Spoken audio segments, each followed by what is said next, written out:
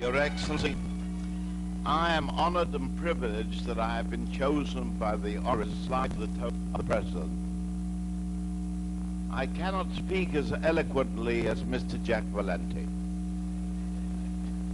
However, I can feel as eloquently as Jack Valenti, because it's the heart that counts.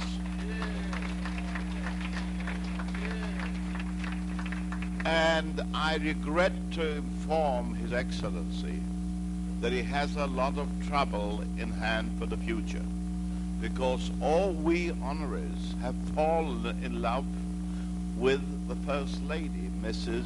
Marcus.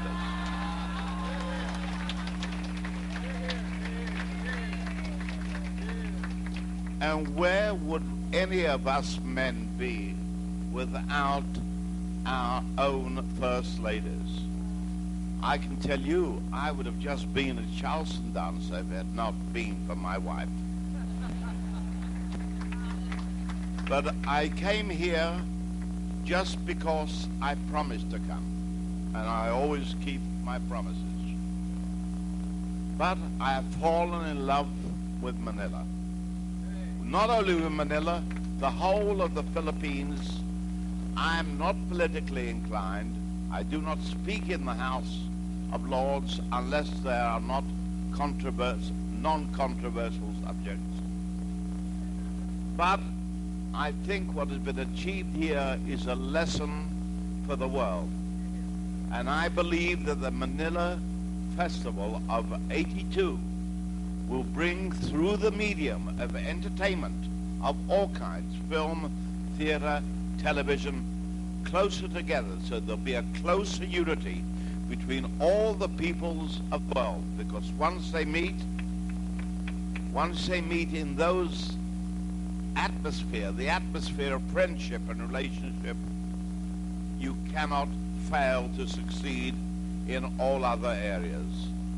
I ask you all to rise to the President and the First Lady and thank them for their wonderful hospitality and all they've done for Manila, the Philippines, and most important of all, for the people of the Philippines.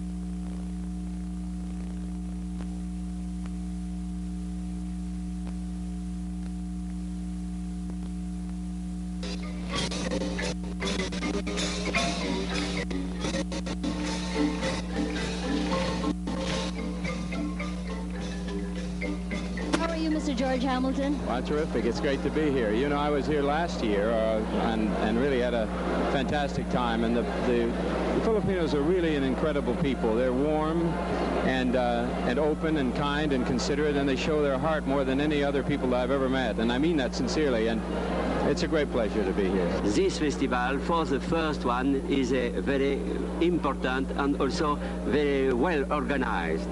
Film is our business, and we want to promote film all over the world, and we're very proud that Madame Marcos has been able to do this for the Far East. It's a very important marketplace. I think it's a smart idea. This is where East meets West, and I think it gives us an opportunity to bring a lot of varied peoples together who are all very avid film goers. And you got to look at the Asian population is probably the largest film-going community in the world. And I do think that the caliber of films shown is surprisingly high for a first festival. I would love to have those facilities in Berlin, for example, at the festival, which you have here in Manila. It's a perfect place here. Everybody here loves film, and we can't get enough talking about it. As a matter of fact, I'm developing a project now which will be mainly shot in Manila.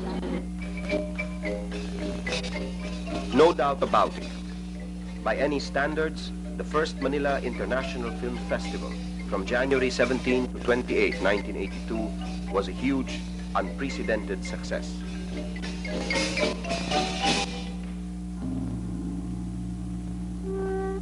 The Philippines is ideally located at the crossroads of East and West. Manila, the capital, is a unique showcase of the marriage of cultures.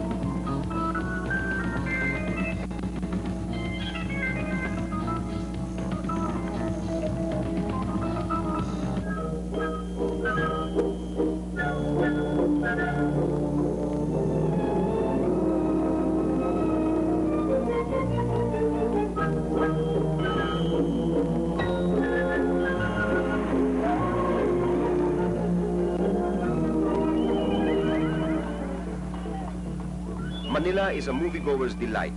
It has 140 first-run theaters, all fully air-conditioned, and there seems to be a new one every month. The daily film audience averages 1,625,000. Admission price is 5 pesos, about 56 American cents, among the cheapest in the world.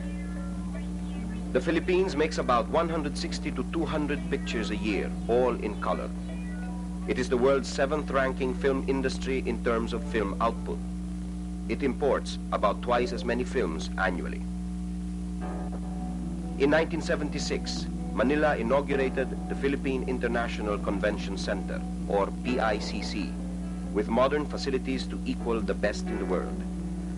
Since then, 225 major international conferences and conventions have been held here, making Manila the world's 8th most visited convention city. The PICC is one of several multi-purpose facilities in what Manila calls the Cultural Center of the Philippines, or CCP complex. The CCP main building with its 3 theaters, the 12,000-seat Cards Theater, Tahanang Pilipino, which is the CCP guest house, the Philippine Plaza Hotel, largest in the Philippines with its 700 rooms, the Philippine Tourism Pavilion with its daily folk entertainment, and the Manila Film Center. 12 theaters on the premises will be used to screen some 250 films in the 1983 festival. The first 2 spots are regular 30-second spots, and the third spot is used as reviews. Ladies and gentlemen, I've been informed that... Plus some 4 video-installed rooms to show at least 300 films in the film market. While here, I made deals on 3 Filipino films, 1 French film, 1 German film, and just before we talked, I was talking to some Australian producers, and I think I'll be making 1 more deal on an Australian film. So I arrived here in the Philippines, and with the publicity that went into the girls being here and the fact that it was so successfully shown and the audience reaction was so positive, I could have sold Puberty Blues at least 5 times a day. And it is very important to call attention to Asian films, not only Filipino films, certainly, all of Asian films, and to make Western and Asian cultures begin to meet, not to the point where one absorbs or assimilates the other, but so that common terms are set up for communication, so that we can understand each other.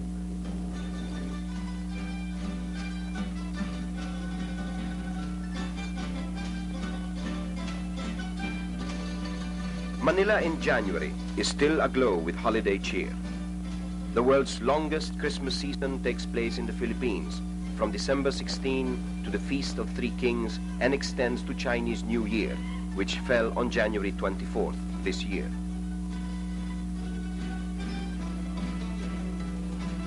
At 5 p.m. on January 17, 1982, 6,000 workmen were still working on the Manila Film Center. At 7 p.m., the place was totally transformed as if by magic, a fiesta setting for the grand opening night of MIFF 82.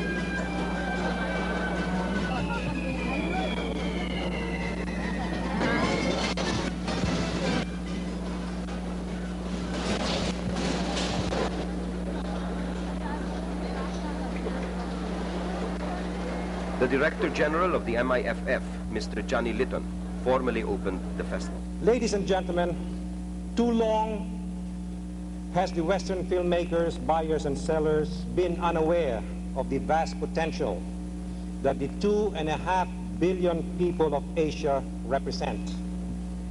It is therefore one of the major objectives of the Manila International Film Festival to slowly bridge the gap that now exists between the East and the West. Ladies and gentlemen, the First Lady of the Philippines, Madam Imelda Romualdez Marcos.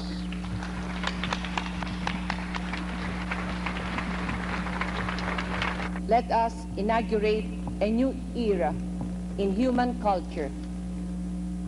That you have come here from all corners of the globe makes us feel confident that you could be with us, that we can work together for the great audience that is mankind. Welcome then to the celebration of that human spirit which is in all of us, the spirit of creation, which is the wonder, glory, and magic of our world. To all, once again, welcome, mabuhay, and thank you. The welcome address of Madam Imelda Romualdez Marcos, First Lady of the Republic of the Philippines.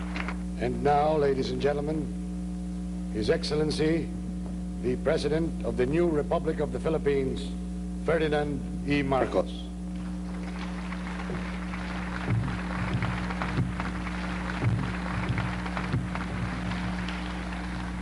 And perhaps at no other era of our history and of the world is there need for the creative artist with this right and power to illumination and to guidance, for someone to present to the world its burdens, its dangers, its presentiments, its anxieties. And perhaps this is the relevance of a film festival to a country like the Philippines. For the cinema can indeed attain what politicians and statesmen may have been unable to attain, the unity of our world.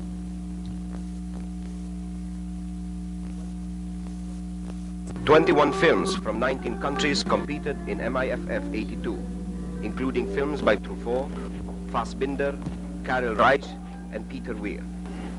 The films were judged by a 12-man jury headed by India's world-renowned director Satyajit Ray. Each film was premiered at the Manila Film Center with a reception hosted by the country of origin.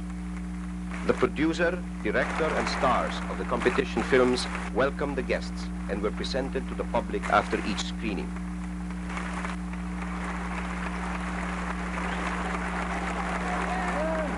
Plaque of appreciation is given to Mr. Sajid Ray for being a member of the 1982 MIFF Board of Jurors, thereby honoring the event with his presence.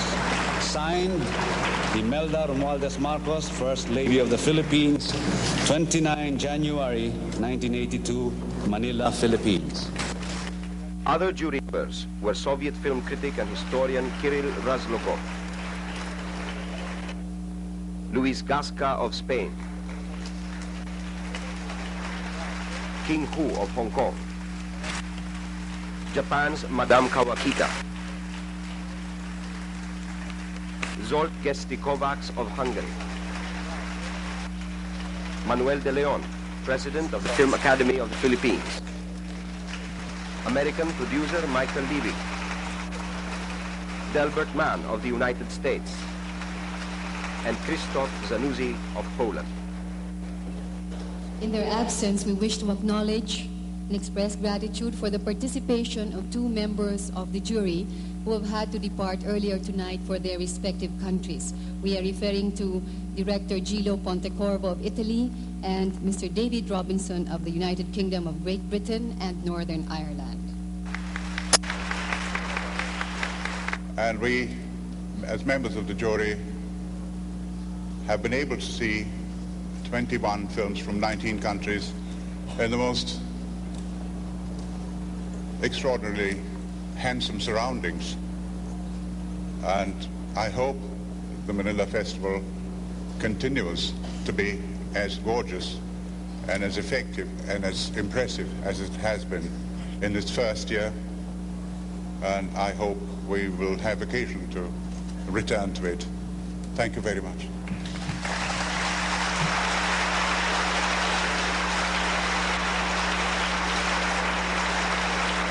Jaime Marcos, later to be appointed Director General of the new Central Film Body, Experimental Cinema of the Philippines, read the citations for the first winners of the Golden Eagle, top prize offered by the MIFF.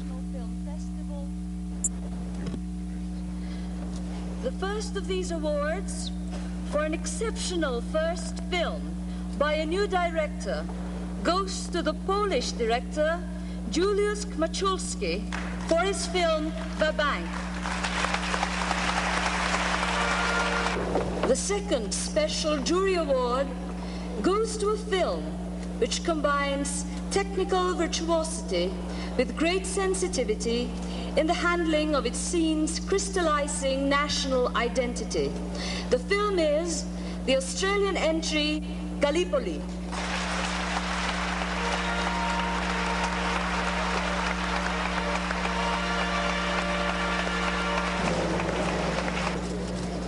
The third special jury award for excellence in script, direction, cinematography, and the leading performances goes to the British entry, The French Lieutenant's Woman.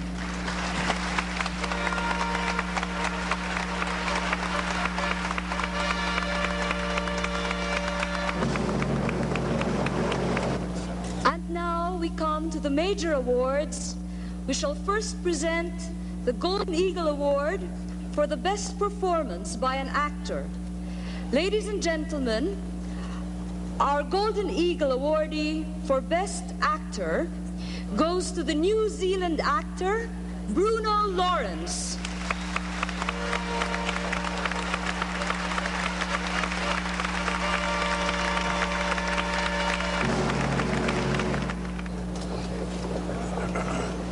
The Golden Eagle Award for the best performance by an actress goes to the Soviet entry, the beloved woman of mechanic Gavrilov, Lyudmila Gurchenko.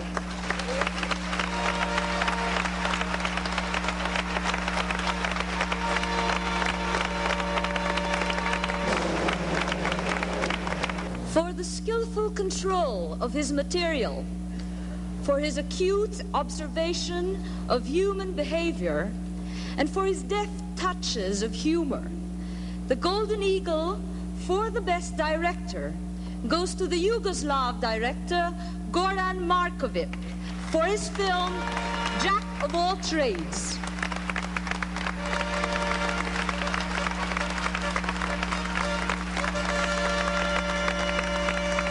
The Golden Eagle for the best film in competition goes by an unusual, unanimous decision by the jury to the first film of a new director, which the jury found outstanding not only for its handling of a theme, which though rooted in the country of its origin is yet universal, but also for the remarkable central performance which makes the theme come alive.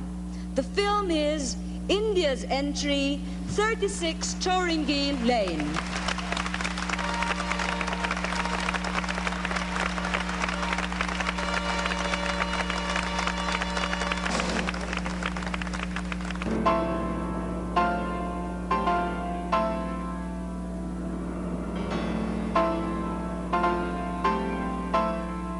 President Marcos and the First Lady hosted a final dinner for all MIFF guests and participants at the 5,000-seat PICC reception hall on awards night.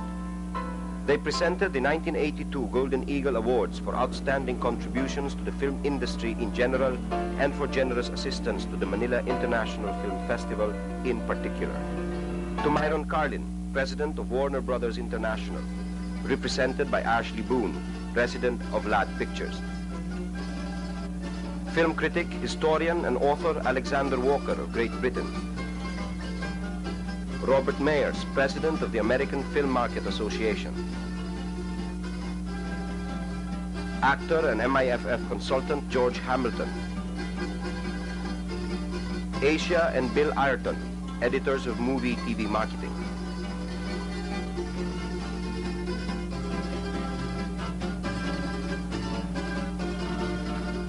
And Hong Kong-based film critic Mel Tobias. MIFF organizers offered more than just a film festival for its 3,000 official participants, as well as 1,100 media representatives, including 300 foreign journalists and 50 television crews from 11 countries. There was something for everyone and every taste. Exhibitions of Philippine history and culture, arts and crafts, scenic and cultural tours of Metro Manila and nearby tourist attractions. Guests and participants had a choice of nightly dinners, Philippine style. Every occasion a pageant of Philippine culture at its feast peak. As we Filipinos seek what is true, good, and beautiful of humanity in world cinema, so too we hope that our guests may experience only the best and the brightest of our country, our culture, and our people. The Manila International Film Festival offers the Philippines as the gateway to Asia, Manila as its capital for film.